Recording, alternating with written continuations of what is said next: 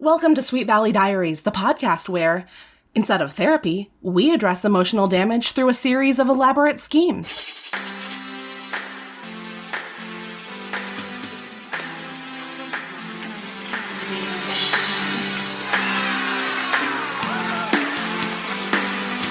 Book number 22, Too Much in Love. Will Dee Dee's dependents chase Bill away? Oh my god, Chase Bill. Is that... His name is Bill Chase. What? Oh, man. Hi, everybody. I'm your host, Marissa Flaxbart, and with me today is a man that you may know if you have been listening to this podcast, or if you're just a fan of his work. And his name is... Russ Nickel. Russ Nickel, hi. Hi. So did you know that this was a very special episode of Sweet Valley Diaries? No. But not in, like, the very special episode sense of, like, an after-school special or, like, the one, Growing Pains where the guy dies, where Matthew Perry dies. Whoa. Yeah, sorry, spoiler alert. He dies. I'm just It's at episode shocking. 8 of Growing Pains. You're so behind, Russ. Oh, God, I think of that one right away. I'm joking about it, but it's just because I'm still scarred about that. You don't expect somebody to die in a sitcom. Are the pains of that moment growing or lessening for you? You know, ironically, I think they're lessened over time, Okay. but it was a pain that was part of growing to see it the first time and probably several more times after that. It's beautiful. I love growing pains. Anyway, no, but what's special is a couple things. One, though, is this is the first of the, like, regular book episodes where we have had a return guest. Woo! And that's you. It's me. I put in the caveat because my dad has technically been on the show twice. But the second one was a special edition. Yeah, so that doesn't count. Kind of doesn't. I don't have to compete for attention with your dad. It's a good thing. Because I would lose. Probably. Oh, wow. That was better than I thought. But there's another thing that I think is kind of special about this particular book. Mm-hmm. I think these books might start to be having good lessons. Yeah, I was shocked. Okay, so you agree with me. I wasn't sure if you would agree with me. I do. But, okay, well, let's get into it, because listeners are probably on the edge of their seats now like, what? Good lessons? Impossible. I thought this was Sweet Valley High. Or maybe I thought this was Sweet Valley Diaries, the podcast that proclaims to love this series, but instead just talks about all the things that are wrong with the books week after week. There must be some listener that's, like, sticking with it, just being like, please say you loved this one. Please say you loved this one. Let's do what we do on every episode after a certain number when we started this rule and describe the cover of the book. It's a special one. Dee Dee, with a nice blue rag, leans against Bill, pressing her head into him, looking off into the distance, while Bill looks down at her, being like, what's happening? Yeah. Oh my gosh. The look on Dee Dee's face. Now, listeners, if you're wondering about Dee Dee and Bill, that's understandable because they're not main characters in these books. So Dee Dee and Bill are a couple that fell in love in the previous book that Russ was the guest on, which is why I asked him to come back. Do you remember that book at all? Yeah, there was a school play, and Bill surfs, and... He taught Dee Dee to surf? Yeah, but then Jessica, is that her name? Oh, yeah, for sure. Was like, I'm the hot, talented actress, so if Bill wants Dee Dee, then I want Bill to prove that I can get whatever I want. Yeah, and we got a recap of some of that in this book. Mm-hmm. So that's Dee Dee and Bill, and they've been, inseparable ever since. We're always wondering about the timeline of these books. Elizabeth does say they'd been a couple for a while, or the book tells us they'd been a couple for a while. So that's at least a few days. Yeah. In Sweet Valley time. Oh my gosh, look at Dee Dee's watch. She's wearing some kind of big pink bracelet, but she has this look on her face that I can only describe as, like, crazy eyes. I buy it. It's intense. Yeah. And Bill is looking down at her somewhat disdainfully. Right, it's definitely not an embrace between two people who are happy and in love. Yeah. He looks hot, though. Oh, yeah. It's sort of like if Draco Malfoy were taller with a better jawline. Yeah. Okay. You like Draco's jawline? No. I feel like that is sort of actually underselling how handsome Bill looks. Oh, so you're just not a fan of... Oh, you know what? I have to confess that you were talking about Draco Malfoy, but in my head I was picturing The terrible kid from Game of Thrones. Joffrey? Yeah. Oh, man. So, Joffrey has not a good face. Yeah. I feel like Draco. Yeah. I take it all back. He looks exactly like Draco Malfoy. And I just had a crossed wire in my head about very pale blonde men. Yeah, a young villain. Young villains. Not men is an overstatement. There's not a lot of young villains out there. Oh, I feel like you're really letting me off the hook for this really bad fuck up. Yeah. Thanks. Well, I'm a catch and release sort of fisherman, so. I'm not. I thought I was bringing my A game, but I clearly I'm so focused on the book that all other characters from all other worlds have fallen out of my head. I'm bringing A game. Yeah. It's not my A game. It is just a game. Mm-hmm. This is Sweet Valley Diaries. Oh, I was trying to reset us. Well, we talked about the cover. That's great. And we already know that you have limited but specific exposure to the series. You know about Bill and Dee Dee. So we have had in the past few books a little bit of a glimpse into some things going wrong with Bill and Dee Dee, but we don't know what it is. People have seen them fighting. So how does this one start? There's a talent show coming up. We've got a very high stakes ticking clock. And the parents are going out of town. Yes. Ned and Alice Wakefield, just to continue their fabulous parenting, have decided to just go ahead and leave the country. And so they're going to leave Elizabeth and Jessica alone. Stephen has gone back to college, blissfully. He's basically over Trisha. And they're going to go to Mexico City to pick up some legal papers. Right, because the person down there is too busy to bring them himself, and the post hasn't been invented yet. Also, Ned Wakefield, his law practice is all over the place. Because last week he was a divorce lawyer, and this week he's covering some sort of immigration case about, or not, I'm sorry, it's not immigration at all. It's actually about like illegal imports over the Mexico-America border. Right, lawyers don't specialize. They just do law things. Well, when you're as good as Ned Wakefield, you don't limit yourself. You don't pigeonhole yourself. Coo. So that's what's happening with Elizabeth and Jessica. I guess we should say that Elizabeth is in charge of the talent show. And after a notable absence in the previous book, Mr. Collins is back for Collins Watch 2019 now. Here's a line about Mr. Collins. Mr. Collins, the English teacher who acted as faculty advisor for the paper, had been so impressed with her hard work and organizational ability that he'd been finding new ways to keep her busy. So I just thought out of context that was kind of fun. But he's coming up with new ways to keep Elizabeth busy. I think they mean that euphemistically, but not sexually euphemistically. Like, I'll always have more work for you to do, Elizabeth, if you want to do more stuff. He is described as the favorite teacher because he's so handsome. But not just because he's so handsome. No. Also because he's very understanding. Right. And because he fucks the students. We'll edit that out. I think that making the subtext text is sometimes nice for the listeners. But no, I stand by Mr. Collins. He's not up to hanky-panky, despite what Suzanne Devlin and others possibly, might accuse him of. Listeners know what I'm talking about. Russ might not. I don't. But no, he seems great. So there's a talent show. So that's Elizabeth and Jess. But of course, Dee Dee and Bill have to enter the scene at some point. When do they? Chapter 1. So because of the talent show, Elizabeth needs someone to design sets for the show? Yes, as any listener is aware, in high school talent shows, each 5-minute act gets its own designed, built, and painted set. Right, and when the show is like 2 weeks away, that's when you plan everything and hire the set designer. So Dee Dee is such a talented artist that Elizabeth is going to ask her to design the sets.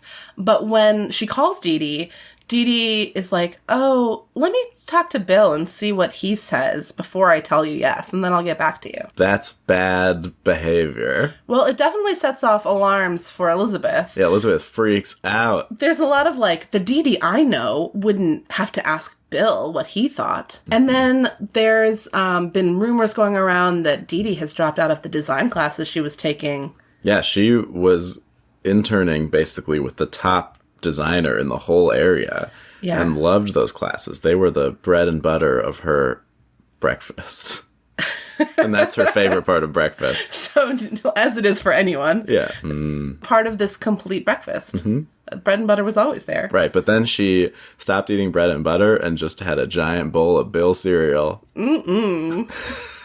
Yeah, so nobody really understands why Dee Dee has changed in this way. Luckily, we get a real nice glimpse into Dee Dee's inner life, right? Oh, yeah. Her parents got divorced, and her mom had said, "We should have just taken more time to spend alone together. We both got too busy, and we ran out of time for each other. Then one thing led to another, and the marriage fell apart." I highlighted the same passage because allow us to go on. This is just giving us a glimpse into Dee Dee's. Are we going for the last paragraph of chapter 1? Oh, yeah. I marched the crap out of that. That was a good laugh out loud moment. Dee Dee's eyes stung with tears when she remembered the day her father had walked out of the house forever. Watching her parents break up, it hurt her terribly. "But that isn't going to happen to Bill and me," she vowed, turning the key in the ignition. "We just need to spend a little more time with each other. And Bill needs to see how much I depend on him, how much I need to be with him. Once he realizes that," Dee Dee thought fiercely, "he won't leave me. Not for anything in the world." It was such a great chapter end. Oh my gosh. Oh, yeah. So that's how Dee Dee is thinking about romance and relationships at this point. Healthy. Yeah. Remember that, listeners, for later, how much it hurt her when her father walked out. It's an important fact that we'll come back to. And then it's like, there's another important detail here, which is that some little tidbit of something that her mother had said really stuck with her, which is we just should have spent more time together. Mm-hmm. So it seems like it's the kind of thing where her mom probably said a lot of things, and that was one of the things. But for whatever reason, Dee Dee hooked on to that one. Like, okay, this is a lesson. And she gets that reinforced from another party later, but we'll get to that when we get to it. And while it was very melodramatic, and I did laugh out loud, and then showed my roommate, I also thought, well, this book is doing good work to explain why this character is making these choices. And it's pretty reasonable. Well, and also, I mean, we can talk about this at any point during this podcast, but I don't think it's totally out there for like a teen girl to have this MO, even though she probably wouldn't think these thoughts as explicitly, like, I just need to show him how much I need him and then he'll never leave me ever. That might not be going through your brain the way that it's going fiercely. Dee Dee is thinking fiercely of those very thoughts, but you might definitely feel like, I need to show him, I need to make it clear to him that these are my feelings. Yeah. You know, I can relate to that. Unlike my mom. My stupid mom who drove away my father and ruined my life. Yeah. Stupid mom. Ugh. So then the next chapter, something huge happens. Mm-hmm. It happens very quickly. So I'm not entirely sure whether you noticed it, but there is a character introduced to us whose name is Patty Gilbert. We didn't know Patty Gilbert before? We did not know Patty Gilbert. Whoa. Do you remember Patty Gilbert from your previous book? No. Well, apparently she's Dee Dee's best friend. And I really want to apologize for the excitement and alarm in my voice here, because it's maybe not super PC, but this is a banner moment. Because you guys, Patty Gilbert, in addition to being a senior, 10 months older than Dee Dee, which, cool, good for you, Dee Dee, you got an older friend. Are we talking about the paragraph where she's black and is the best person in the whole school? She's black, you guys! Woo! I did notice that. And she's also beautiful, so some things never change. Every character in the book is beautiful. Although poor Dee Dee is... Yeah, not classically beautiful. No, to the point that late on in the book, Jessica sees Dee Dee smile and thinks to herself that she looks almost beautiful. Like, you bitch. That's amazing. Even your inner monologue is bitchy. Patty Gilbert is the best, and she is one of the most popular, talented girls in her class. You'd think that we would have heard of her before now, but whatever. She's here now, and she's great. Yay! She's just the best friend ever. She never does anything dubious, and she knows Dee Dee very well. And she has a boyfriend, Jim Hollis, who lives in another town. Mm-hmm. I think Hollis was his last name. Hollis. Patty is a source for us of, kind of getting a glimpse of how Dee Dee's changed from somebody, that's a little bit closer to her than Elizabeth is, which I don't know if we really needed that, but whatever, she's used. and that isn't romantically entangled like Bill is. And it seems like Bill and Dee Dee have both been really busy, but mostly Bill. Because Dee Dee's quitting everything. Bill's been crazy busy, right? We know he's like got an agent. Right. Fucking Bill. Bill's the great. I mean, you know, he needs to get cast to play Draco Malfoy. Oh, interesting. Crossover. He's crushing his swim practices because there's a big meet coming up. Apparently he spends 10 hours a week at swim practice. I mean, that's not an unreasonable amount of time. I guess that's right. I mean, I was thinking the swim team was a really big deal at my high school as well, and I guess they probably did spend that much time during season. Yeah, I spent 15 plus hours a week at baseball. We had 3-hour practices 5 days a week. 5 days a week. Yeah. It's just so much practice. Yeah. Like, you have other things to do as a high schooler. Well, that's why I'm perfect. Oh, because you practiced 3 hours of baseball 5 days a week during baseball season? Yeah, and because practice... I'd been wondering why you were perfect. Makes perfect. Yeah, I've been wondering why. Now I understand. Yeah, you're welcome. You put in your 15 hours. As Malcolm Gladwell always says. Exactly. You put in that 15 hours. Anyway, so Bill is really busy. Dee Dee is noticing that Bill is maybe being a little bit quiet in the car. She feels like he's pulling away, and her strategy is to, like... sink her claws in. I was thinking the same thing. And he has this moment. Am I skipping anything? He has this moment early on where he tells her that he's going to qualify for regionals. He's getting a chance to qualify for regionals in swimming. Right. So he's going to have to do that on Friday. But Dee Dee was really looking forward to their double date with Jim and Patty. And Jim lives in another town. He's never here. And, like, we were going to spend time together, Bill. We were going to go to a Chinese restaurant. We were going to go to a Chinese restaurant. Which, like, is apparently a big deal. None of them are allergic to Chinese food. Bill is like, oh, Dee Dee, I'm so sorry. I forgot about it. But you just go with them. Like, it'll be fun. And she's like, I can't go alone. And he's weirded out by that. Yeah, and she's like, I'll just bring them to the swim meet. And he goes, that's a stupid idea. They don't want to watch a swim meet. Yeah, it's like they have this night together.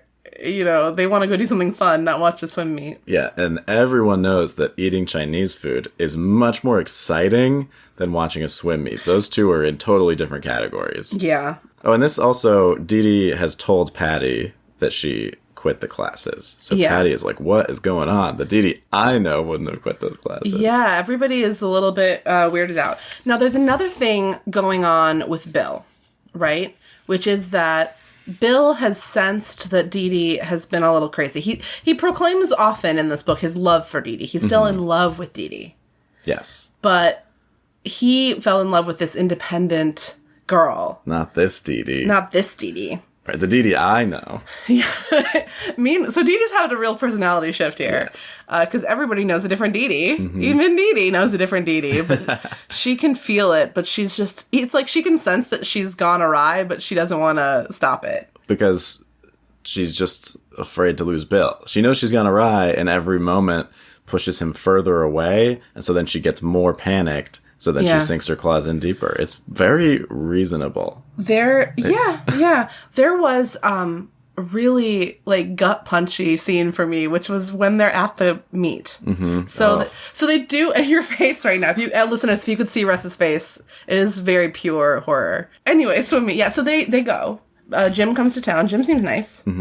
We could save it for the boys section, but there's not much to say about Jim. He doesn't really get described except as being like... He is affably watching the swim meet, so he didn't care. Swim meet is just as good as Chinese food. Yeah, he's like, I haven't been to swim meet in a long time. You know? That's Jim's personality. That's all we get. Yeah. And so Jim, Patty, and Dee Dee are watching the swim meet. Bill wins his race. Woo! So Dee Dee is so excited for Bill that she stands up and cheers. You know, that's normal, right?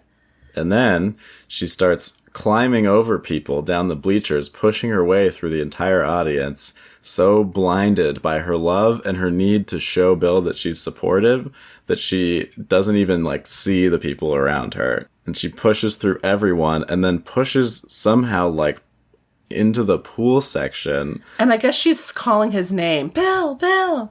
Yeah. Bill. And, like, past all the teammates and all the competitors, and runs up in front of everyone and embraces him. And he is freaked out. Yeah, and the book describes that, like, she tries to hug him, and he's like stiffens his arms. And I was just thinking, isn't he soaking wet? Yeah. The book does not describe the wetness of Bill, but it seems like that would be even more embarrassing.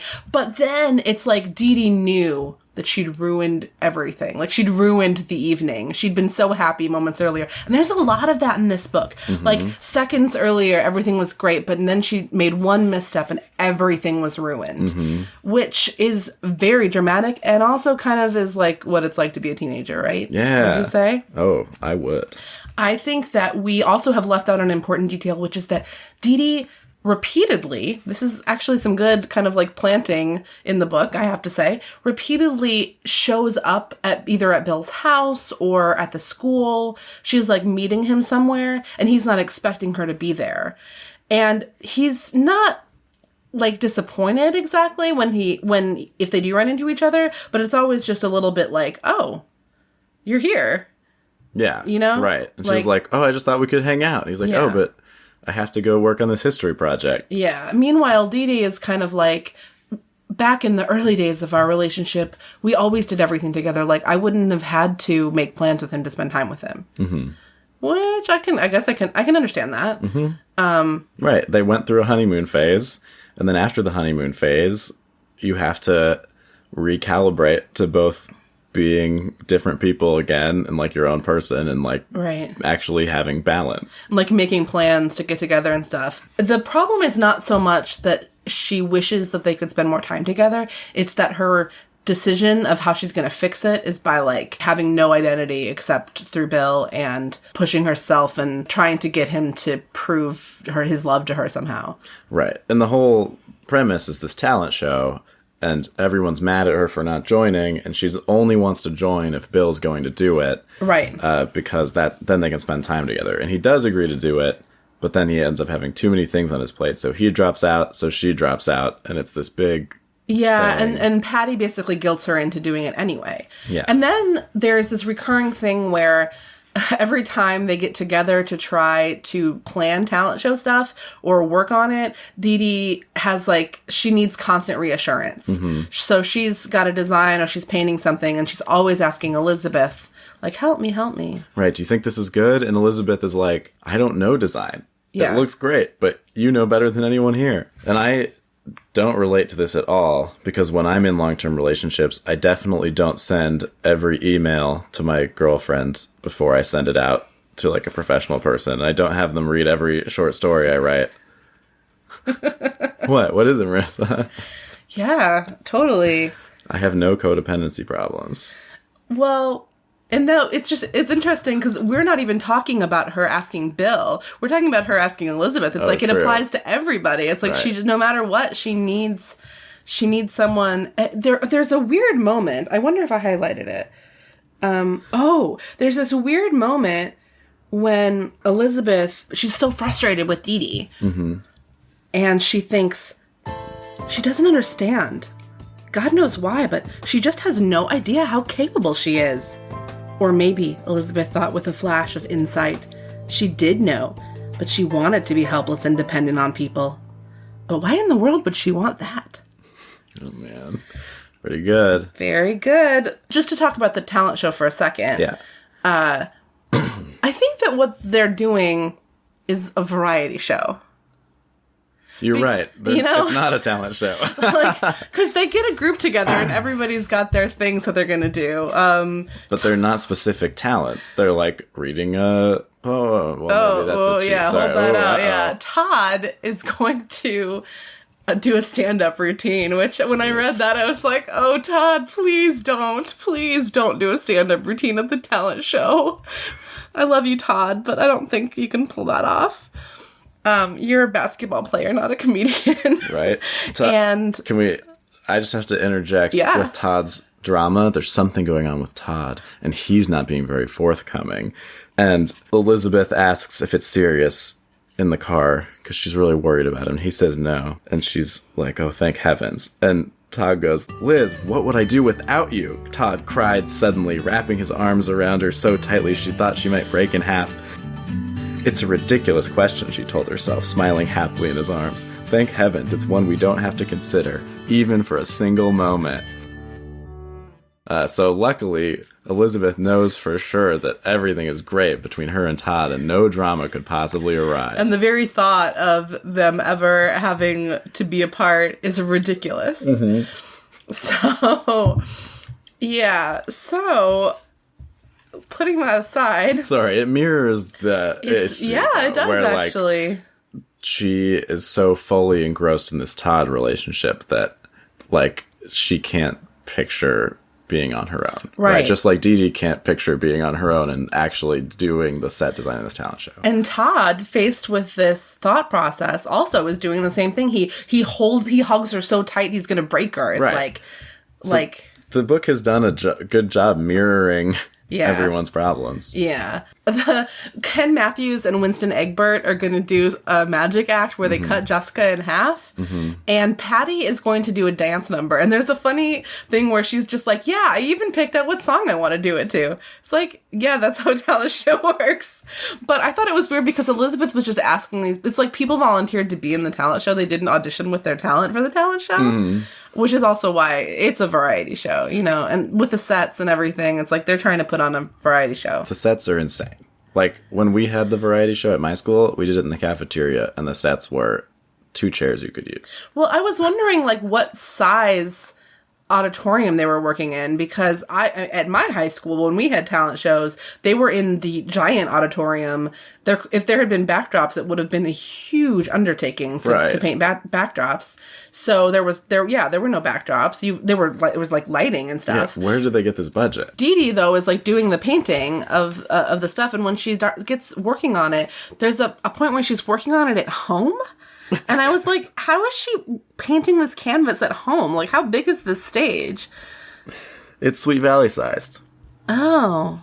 I don't know what that means, though. Sweet Valley is a place that's any place and no place, and their stage is any size and no size. I think you're right, actually, about that. Well, the big drama in this book between Bill and Dee Dee centers around Bill going to see a movie. With a girl. Yeah, not just any movie, but a W.C. Fields movie, because he's loves old Hollywood. Yeah, he does. He's an actor. And not just any girl, but Dana Larson of the Droids, who's fun and funky, and he can't help but compare Dana and Dee Dee. Because they both start with D. Yeah, even though he knows he shouldn't. They're both juniors at Sweet Valley High. They're both white girls. I mean, they have a lot in common. But Dana has a boyfriend, I guess, although the book doesn't make that clear at first. Yeah. And it says that Bill's not really interested in her, but... It's just so fun to spend time with someone who's so independent and interesting. Yeah, and she had 2 tickets that, I don't know, she won or something, to the screening of this movie. And so she invited Bill because she knew that Bill would be into it, which is fine. I guess. That's fine. But Bill decides not to tell Dee Dee about it. Normally, he definitely would, he says. But Dee Dee's been so weird about every fucking thing lately that he's like, it's better if I just don't mention it because she's going to be weirded out. Seems like a little bit of a red flag to me. If you know your girlfriend is going to be weirded out by an activity that you do, if you told her, then that's probably a reason either not to do that or to, figure something else out. Well, yeah. I mean, but the point is that, again, all of this is a lack of communication because they've entered this cycle where Bill's not being honest about the fact that Dee Dee's actions are upsetting him. Yeah. So instead, he's coddling her because he thinks that if he spoke about how he truly felt, it would only upset her further and worsen things, which also is not something I've ever experienced. Yep. I don't know. The listeners to this podcast do not know you personally. Right. But I think even if they were here and could see your face, if they didn't know you, they might think you were being genuine and this not is every deeply, relationship dryly sarcastic. I've ever been in. It's been horribly codependent. And my therapist constantly tells me I have to listen to my gut and actually explain my feelings instead of trying to just make things okay because I'm worried about the feelings of someone else. So that's been true since high school for me. It's great. So this book was not triggering at all. So not triggering. Yeah, well, that's a new experience, I think. I knew and often joke that, I force my friends to read these books along with me and, put them through that torture or whatever. I think the biggest one was my poor father, to bring this up again at Christmas, spent hours of his Christmas break reading this terrible book. And it was a special edition, so it was really long. But never before have I really been concerned at this level that, maybe I was causing some sort of trauma to the reader. Oh, man. But yeah, they have this problem, and I think that Bill forgot what town he lives in, because guess what? He walks out of the theater, and Jessica Wakefield and Kara Walker are there, and of course they are. And if it hadn't been them, it would have been two other Pi Beta Alpha bitches, or somebody else, Lila, someone that he doesn't even see them, but there's a whole gossip mill. He forgot that he lives in Sweet Valley. Mm-hmm. So, of course, Jessica hates Dee Dee because Dee Dee got what Jessica couldn't get. Or what Bill had been in love with Jessica, but because Jessica looks exactly like his dead ex-girlfriend. Yes, which I was shocked, actually, that we got the whole Julianne story again in this book. Pretty exciting. So, listeners, if you did not listen to the previous Dee Dee and Bill episode, which is the other one that Russ was on, if you want to listen to that episode, we learn a lot about this other, when Bill lived in Santa Monica before he moved to Sweet Valley, that he had this tragic thing that happened. And usually when characters think about tragic things that happened in their past and we get a little interlude, the books are describing something that happened in one of the previous books. Mm-hmm. But this time, in both books, we're learning about something that happened before the books ever began. Yeah, it's pretty exciting. Yeah, so Bill is still carrying that baggage along with him into his relationship with Dee Dee too. It makes him think that maybe he can't trust himself. Right, that he could be so damaged that he fell in love too quickly because he just wanted that feeling again. Yeah. And are Dee Dee and him really a great match, or is it him wanting to recapture something? Jessica was just like Julianne, physically at least. And then when he saw that here was Dee Dee and she had all these great qualities of they had things in common, but she did look like Julianne, it was oh, well, that's the girl for me. And he thinks that maybe he saw something in her that wasn't really there. Because as we've established, this is not the Dee Dee he fell in love with. You know what we haven't talked about? What? The party. The party? Yeah, because it just isn't that important. No, a lot of time is spent talking about it, though. So there's a B story we can get through real quick. Guess what? Parents are out of town. Jessica's having a party. So Jessica and Lila plot that they are going to have a big party while the Wakefield parents are out of town. Elizabeth is keep me out of this. This is dumb. And Jessica feels very much if you think I can't be trusted, then you're infantilizing me. I can have an adult party. She would never use a word like infantilize. That's true. But she does often say, you're treating me like I'm a baby. You're acting like with your warnings about how having a party is a bad idea, you're acting like I'm a toddler. Right. And luckily for her, Jessica's entirely correct and the party goes fine. Well, Jessica has they check off every box of stereotypical parents out of town fucking things up. Mm-hmm. She overfills the laundry machine, which the parents are gone for a week, so why she had to do laundry I don't understand. She's never done it before. Here, I'll read it. Actually, I have this passage. I was gonna do the laundry, she said, hurt. I just wanted to see if you had any clothes that needed washing. The laundry? Elizabeth said incredulously, sitting straight up in bed and rubbing her eyes. Are you serious? I don't think I've seen you do laundry in your life. That, Jessica said merrily, is because I've never done it. But there's no time like the present for learning how. Come on, Liz. Get out of bed so I can do your sheets. This is sick, Elizabeth said uneasily, looking at her twin as if she were deranged. What's gotten into you, Jess? You're not the Jessica I know. I really got a kick out of this is sick. It's so out of character that, in the last book, Jessica did things out of character. They were very worried about her, and so I guess that's Elizabeth still worried. But yeah, so Jessica screws that up. While they're dealing with that, they set a pan of mini pizza mushrooms on fire, and yet they're still gonna have the party. It's her and Lila's scheme. Then they invite college guys. Yeah.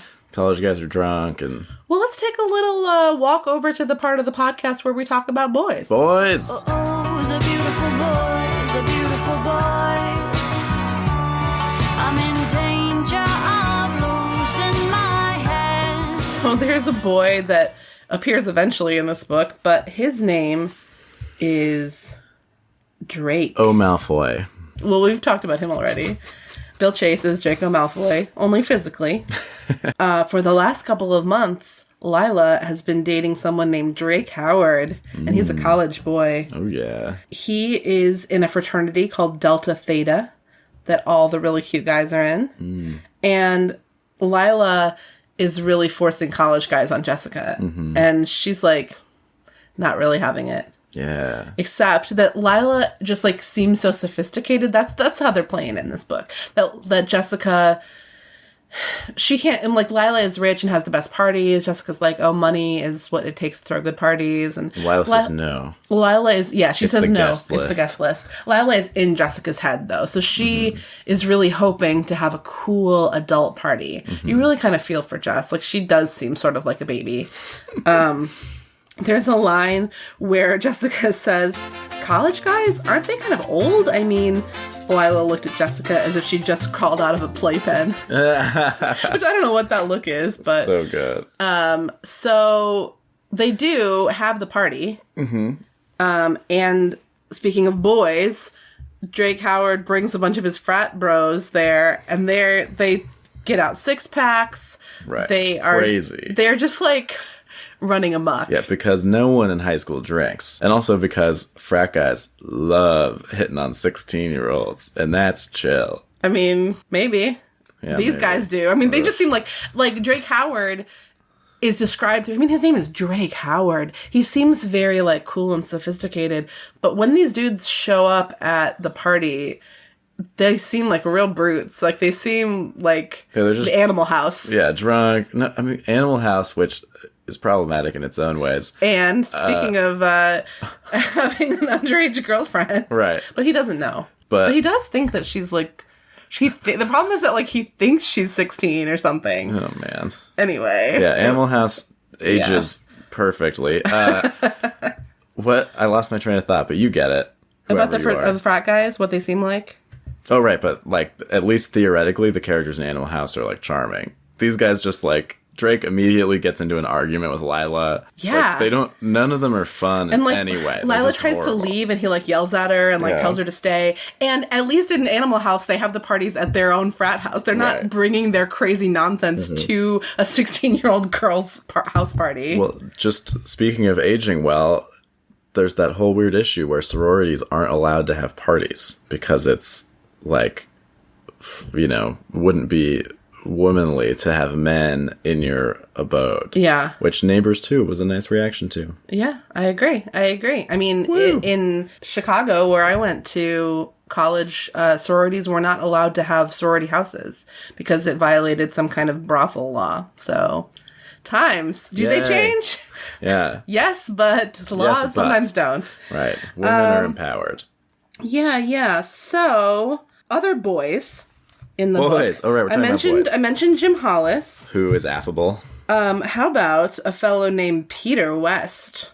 A senior who started his own computer consultancy and was supposed to be making a fortune already. That's who Lila's talking to at the party before Drake gets there. She's flirting with Peter West. Oh, man, because he's the only one rich enough for her. Yeah, probably. I can't believe that Bill Gates goes to Sweet Valley. Everybody's there. We've got the famous actor. We've got the... computer scientist. Lila tells Peter about health food. You've got to feel it. You just have to be so in touch with your body that you know what sort of things to put in it.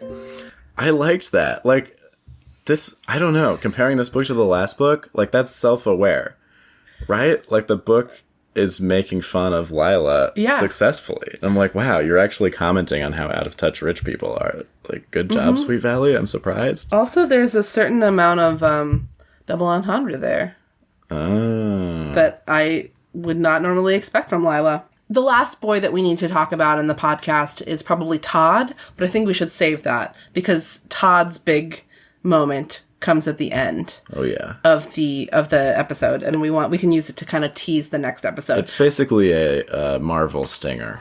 A beautiful boys, a beautiful boys, a beautiful boys. Going back to Bill and to Dana, Jessica runs into Bill and Dana at the movies, and she's like, yes, like I can stick it to Dee Dee. She even hopes that Elizabeth is going to have Dee Dee over to the house so that she gets a chance to be alone with Dee Dee to like mess with her head. And guess what? That happens. It works super easily. And all Jessica has to say is the truth, which is, I saw them together and they looked like they were having a great time.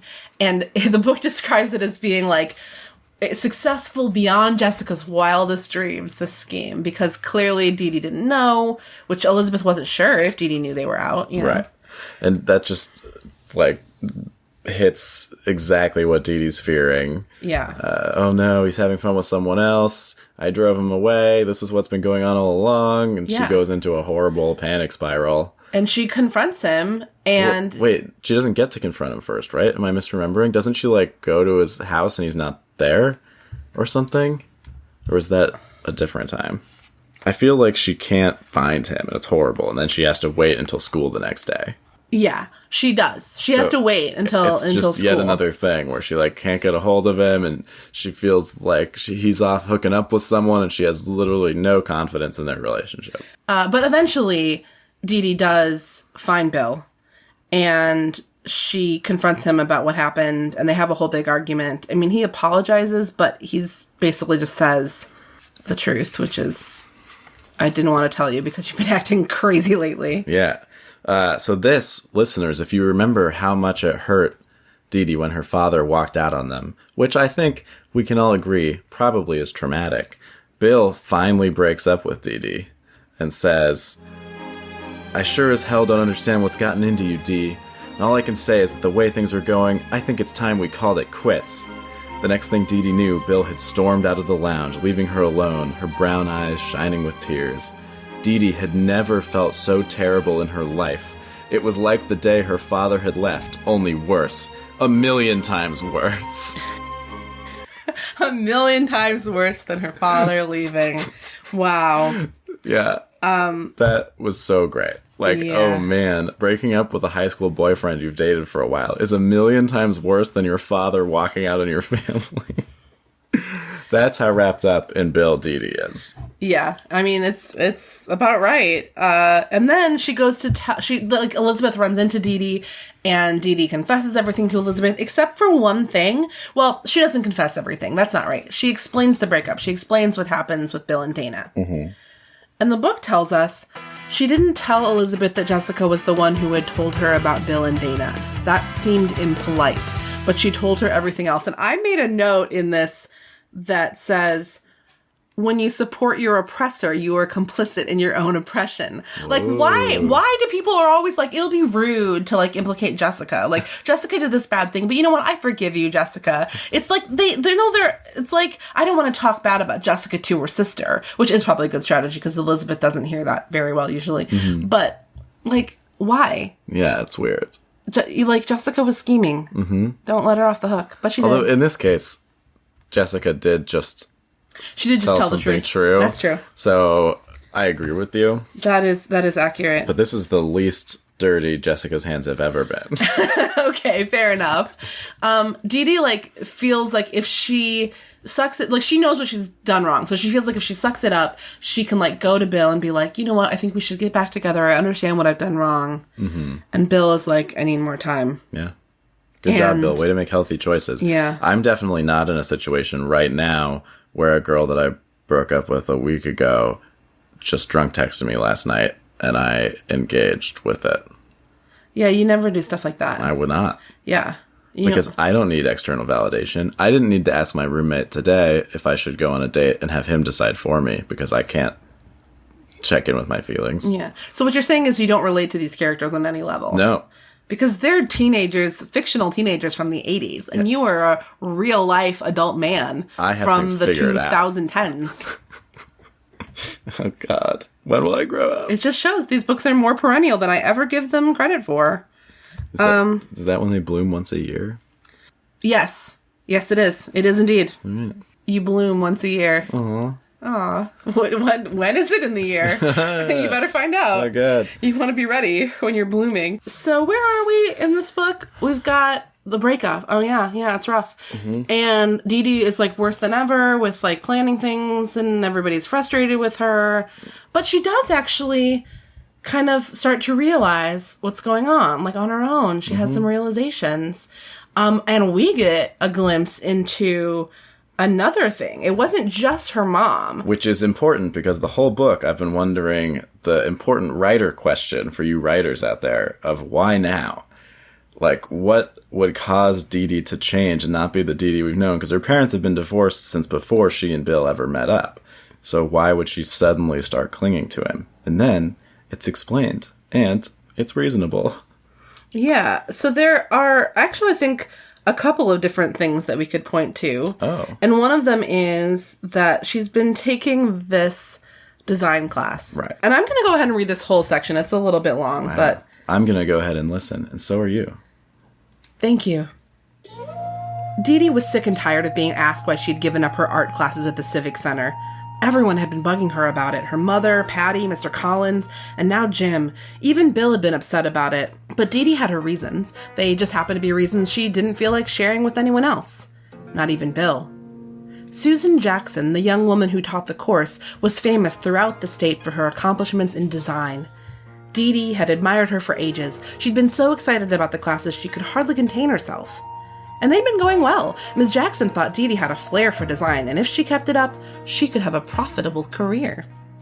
Then one afternoon, after class, Ms. Jackson asked her out for coffee. Dee Dee had felt honored to be singled out by the brilliant young teacher. They had a long talk, and Ms. Jackson had confided a number of things to her star pupil. She told Dee Dee, among other things, that she had gotten divorced the previous year. She said she still didn't feel the same. Sometimes she missed her husband so much she couldn't bear it. But he had already remarried, a quiet, plain young woman with no career. Someone unthreatening, someone who would always be around. Not like Susan, whose career had always come first. Just like my mother, Dee Dee had thought forlornly. She went back to school and got a job, and the next thing I knew, my father was walking out the door forever. Dee Dee was smart enough to put two and two together. She didn't go back to her design classes, and soon after her talk with Ms. Jackson, she began to act differently around Bill. What matters, she told herself now, is that he knows I need him. That's what keeps two people together. Before, the way I used to be, I must have made him feel useless, like just another casual friend. But now he knows I depend on him for everything. Nothing else matters but him. And scene. I mean, it's kind of good. It's kind of scary, right? It feels a little bit like a thriller. Like, it's not that it's not realistic. It's that it's so realistic that it's like, oh, damn. Like, yeah, she sees this pattern of this, like, successful women, and they have their own interests, and the men are threatened. Yeah. Mm-hmm. I didn't expect that from this book. Me neither. Well, especially because the book did already have the drivers of, like, well, her mom said this, and it even has another element, this is what I was referring to, where she had lost herself a little bit once the relationship got started because she was constantly second-guessing everything, and, like, as soon as something good happened, she would start to think about how it could go bad, because she'd never really been in a relationship before. Also very believable, but it has all those drivers in place, so this is just, like, added reasoning to sell it. Yeah. And a big glimpse inside Dee Dee. Yeah, it was good. Not like vivisection glimpse, but like a... Yeah, unlike when we cut Jessica in half. Yeah. This is the book where Jessica dies. Yeah, last week she ran away, this week she's dead. Because she got sawed in half by Ken Matthews and Winston. So, basically the way all this wraps up is the part of the book that is the stupidest. It seems to me. Because we have watched, the reader has watched, as Dee Dee has figured out her own issues, right? Yeah. She's noticed that how she feels differently with Bill and without Bill, and, like, what challenges she's facing. She remembers, like, she's aware that she's changed. And she feels a little bit uncomfortable about it. So she's gotten there herself. But Patty and Elizabeth are still exasperated with this new Dee Dee that they don't know that well. I don't know. I sort of buy it. Okay. 'Cause, like, I feel like this is a weird... So I have mental health problems. OCD, anxiety, depression. It's all great. And I think it's like an interesting glimpse into knowing there's a problem and being aware of the problem, but being helpless to overcome it. Elizabeth and Patty are both so worried about Dee Dee that they think they need to do something to force her into a situation where she has to take control and act confident, and then she will succeed at it, and then realize that she had the power inside her all along. So Elizabeth feigns being sick and says Dee Dee has to take over all the prep for the talent show. Yeah. She says that she has laryngitis. And then a bunch of stuff goes wrong, like really wrong. The PTA has the room booked, the sewing machine breaks. And I actually thought when I was reading this book that all of that was also part of the ruse. But then we get a glimpse into Dee Dee finally having to solve these problems because she goes to Elizabeth and tries to get Elizabeth to fix it. But Jessica gets involved then and has to say that Elizabeth can't come down. And we see that, oh, these are real problems. Like, Dee Dee really does have to solve these problems. And Elizabeth is just like, peace out. Elizabeth, I found it hilarious, actually, as a part of this ruse, skips school. Like, she ditches school and, like, goes to the mall. Right, just because she cares enough about Dee Dee that she's willing to miss a day of school. Yeah. And she goes to the mall so that we can introduce some police characters in advance for some reason. Who are they?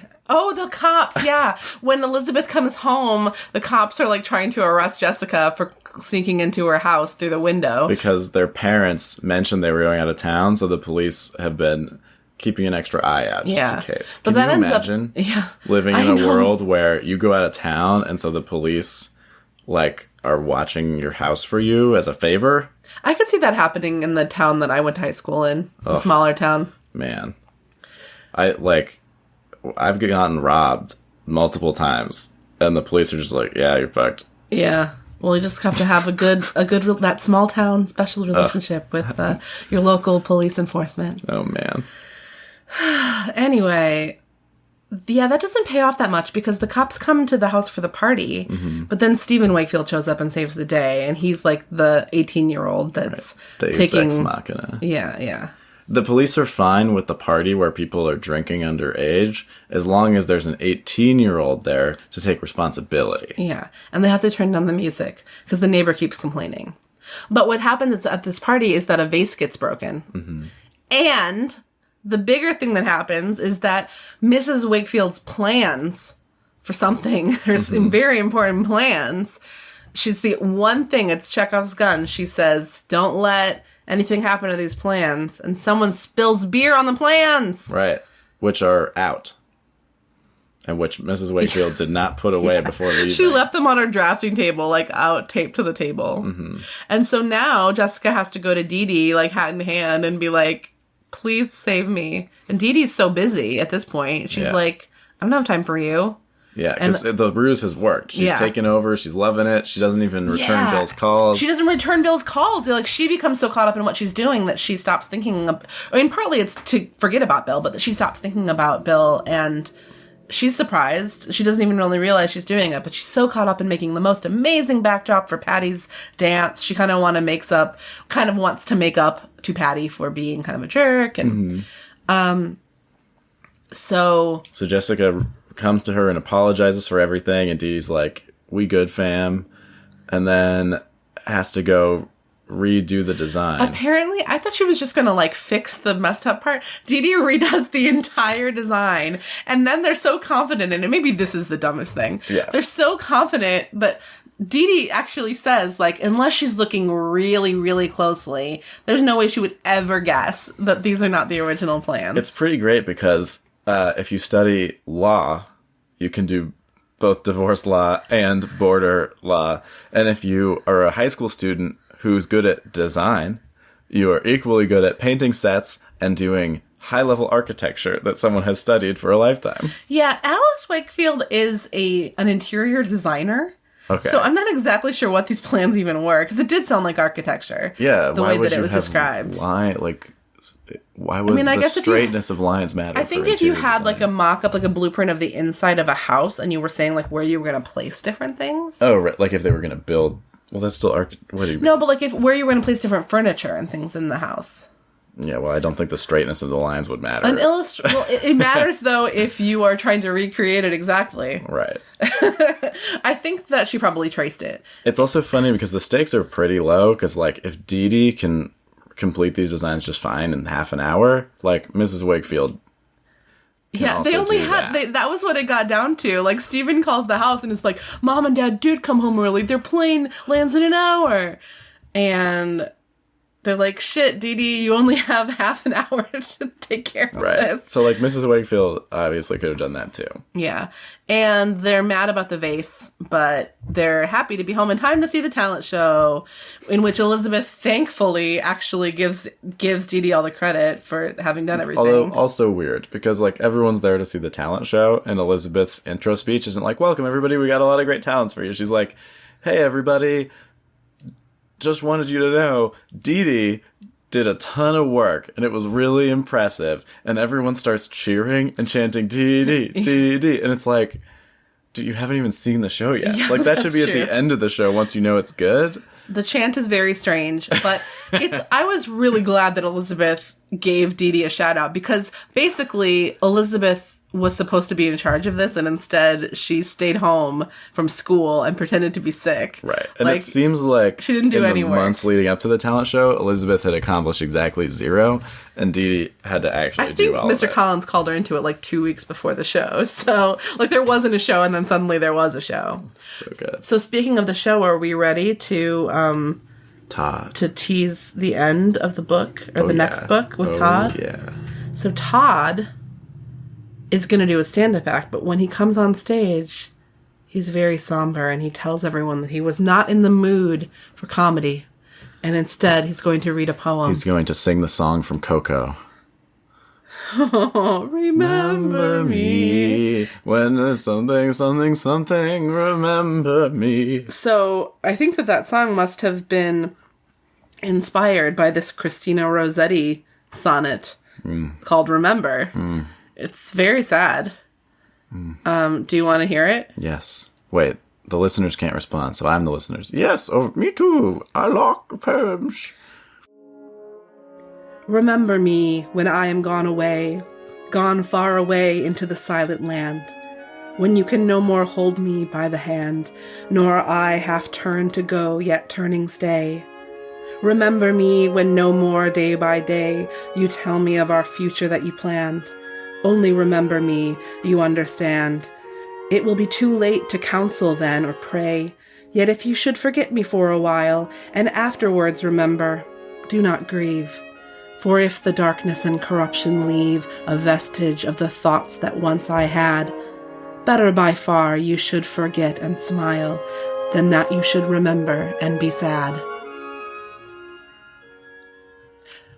I feel a bit of a mixed message. Remember me unless it's painful, I think is kind of the takeaway. Yeah. Well, eventually forget me. Remember me for a while, then forget me unless remembering me is nice. Right, just like the theme of Coco. No, don't forget, people. No. Because No, once you no, forget no. them, they're actually dead. So that's on you. Basically. Yeah. Like, I want to cry and be sad about how sad this is that Todd is apparently telling Elizabeth through a poem on stage that he's leaving. And I guess it's like Elizabeth's favorite sonnet, and they like read it together, and Todd knew how much she loved it, which is pretty romantic gesture, except weird. Oh, But just like the coincidence of how Patty's dance number was performed to the song that happened to be Bill and Dee Dee's favorite song. oh, that's right. I forgot about And that. She's like, I wonder if he even remembers this song. Yeah. And he comes up and he's like, do you remember this song? Oh, yeah. Oh, we didn't even tell the listeners. Oh, Dee Dee and Bill got back together. Bill comes and, oh my gosh. Russ, Marissa. did you take note of what Bill says to her right before he kisses her?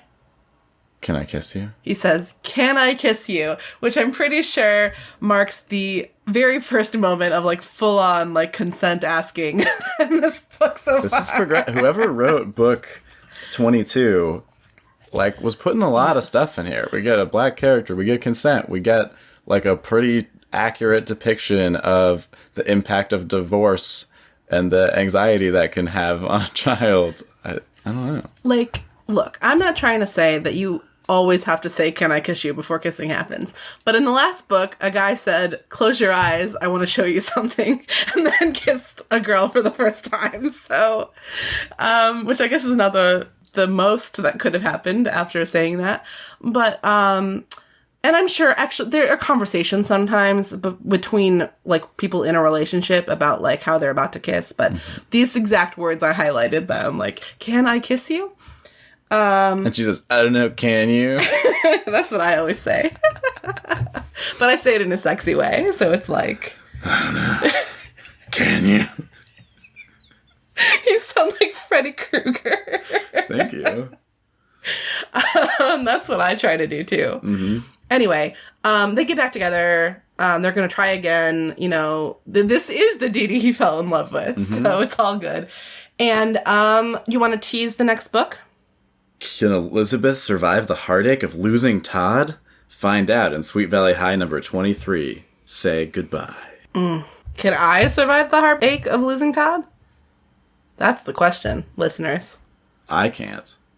Well, you won't have to. Exactly. So, do you still think you're an Elizabeth after reading this book? I think you said you were an Elizabeth last time. I did. But little did I know that there were other options, because I am a Dee Dee through and through. Ah. Yeah. Is that an option? Yeah. Do you think I'm a Dee Dee? I think you're a Bill.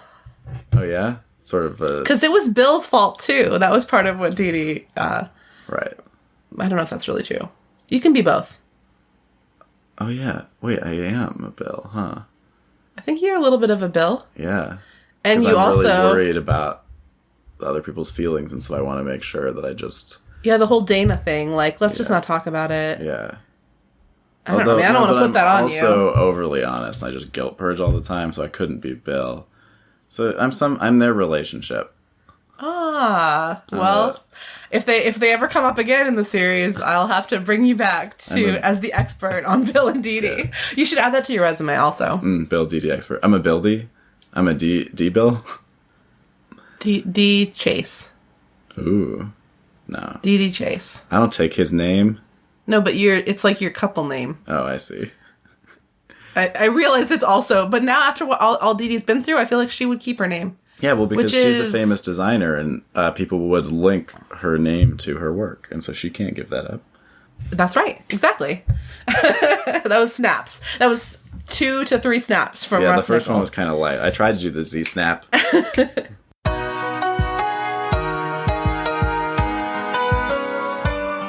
Russ, thank you so much for joining me yet again. And your insights on Bill and Dee Dee are priceless, so irreplaceable. Right, as in you didn't pay me for this. Not even $1. You give me one bite of a donut. Listeners, thank you so much for listening to Sweet Valley Diaries. Thanks to Jocelyn Schofield for Beautiful Boys. Please send me an email, sweetvalleydiaries@me.com, and follow me on my favorite place to be followed, Sweet Valley Diaries on Instagram. I'm also Sweet Valley on Twitter because I got on that tip early, early adopter. And I really would like you to do me a favor. If you like the podcast, one really, really easy thing you can do to help me out is to go to the iTunes store and give me a 5-star rating, and better yet, a review. I don't have very many ratings or reviews yet, and it's so quick and easy to do it. If you use the Apple Podcast app, you can do it right from your phone. Like right now, you can pull up the podcast. Right, we'll wait. I'm waiting. Yeah. So pull up the show, click on the show page, and then scroll down a little bit and just do 5 stars. If you do this, and then you come find Marissa in person and show her that you've rated it, she will give you a bite of a donut. That's I can commit to that. Diaries guarantee. I can commit to that. Mm-hmm. I'll have to find a donut, so you might have to wait a little bit. But if we're in Los Angeles, doesn't take long to find a donut. Doesn't take long? That was a dozen donut Yeah, joke. Are you done yet? Did you rate the thing? Because otherwise you're going to have to hear more of my terrible jokes. That's the carrot and the Yeah, stick. hurry. Thank you. See you next week.